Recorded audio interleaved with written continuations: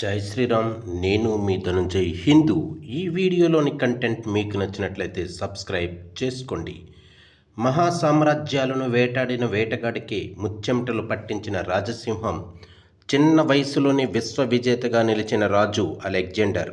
మరి ఇంతటి మహావీరుడును ఢీకొట్టిన భారత సింహం గురించి తెలుసుకుందాం ఈ వీడియోలో. శత్రువు ఎలాంటి వాడైనా, బలవంతుడైన యుద్ధంలో తానే ముందుండి ప్రాణాలకు తెగించి ధైర్యంతో ఎలా పోరాడాలో తెలిసిన రాజసింహం అఖండ భారత్లో పాంచాల రాజ్యంగా పిలువబడే పంజాబును పరిపాలించిన పురుషోత్తముడు. ఎదురే లేదు అనుకున్న గ్రీకు వీరుడు కత్తిని మొక్కలు చేసిన పురుషోత్తముడు తెగింపును యూరోపియన్ చరిత్రకారుల ఆధిపత్య భావజాలం చీకట్లో కలిపింది. అలెగ్జాండర్ గ్రీకు రాజ్యమైన మేసిడోనియాకు రాజు. అరిస్టాటిల్ వద్ద విద్య నేర్చుకున్నాడు. క్రీస్తు పూర్వం 336లో తండ్రి ఫిలిప్ మరణం తర్వాత 20 ఏళ్ల వయసుకే రాజు అయ్యాడు. పర్షియాను జయించి హిందూ కుష్ పర్వతాల అవతల వైపు ఉన్న భారతదేశాన్ని జయించి విశ్వ విజేత అవ్వాలని అనుకున్నాడు. అఖండ భారత్పై దండయాత్రకు సైన్యాన్ని నడిపించాడు. అప్పటికే వారు మేసిడోనియాను వదిలి 8 సంవత్సరాలు అవుతుంది. మన భారతదేశంలోనికి వచ్చిన తర్వాత తక్షశిల రాజైన అంబి స్వయంగా తనకు తానే లొంగిపోయాడు. పొరుగు రాజ్యాలను దెబ్బతీయాలంటే అలెగ్జాండర్ సాయం కావాలి అనుకున్నాడు అంబి. తర్వాత యుద్ధాలలో అలెగ్జాండర్కు అంబి సహకరించాడు. తర్వాత జీలాం, చినాబ్ నదుల మధ్యనున్న చిన్న రాజ్యంపై యుద్ధం ప్రకటించాడు. ఆ రాజ్యాన్ని పాలిస్తున్న రాజు పేరు పురుషోత్తముడు. గ్రీకు వాళ్ళు పోరస్గా పిలిచేవారు. ప్రపంచాన్ని జయించిన అలెగ్జాండర్ ఒకవైపు, చిన్న రాజ్యానికి రాజైన పురుషోత్తముడు ఒకవైపు. పురుషోత్తముడు, అలెగ్జాండర్ మధ్య జరిగిన యుద్ధమే బాటిల్ ఆఫ్ హైడాస్పస్గా పిలిచేవారు. ఈ నదీ తీరంలో యుద్ధం జరిగింది కాబట్టి బాటిల్ ఆఫ్ హైడాస్పస్ అని అంటారు. ఈ యుద్ధం క్రీస్తు పూర్వం 326లో జరిగింది. అలెగ్జాండర్ సైన్యము మరియు అంబి సైన్యం ఒకవైపు, పురుషోత్తముడు సైన్యం ఒకవైపు.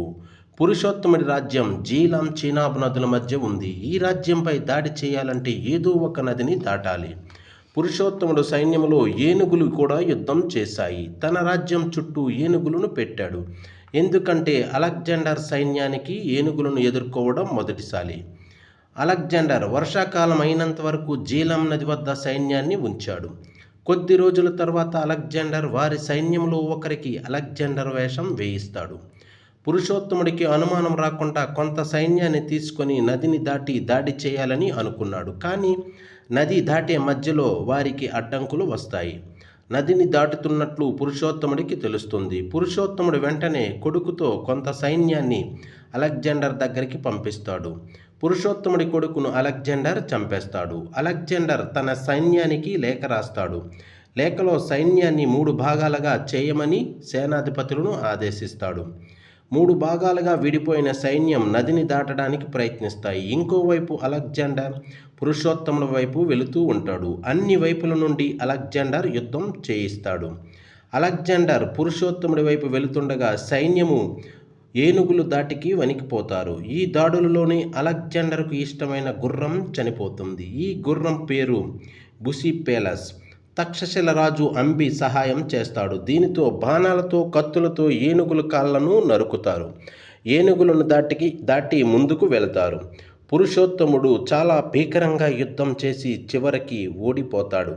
ఓడిపోయిన పురుషోత్తముడును అలెగ్జాండర్ అడుగుతాడు, నేను నిన్ను ఎలా చూడాలని. పురుషోత్తముడు అంటాడు, ఒక రాజును ఇంకో రాజు ఎలా చూస్తాడో అలా చూడమని.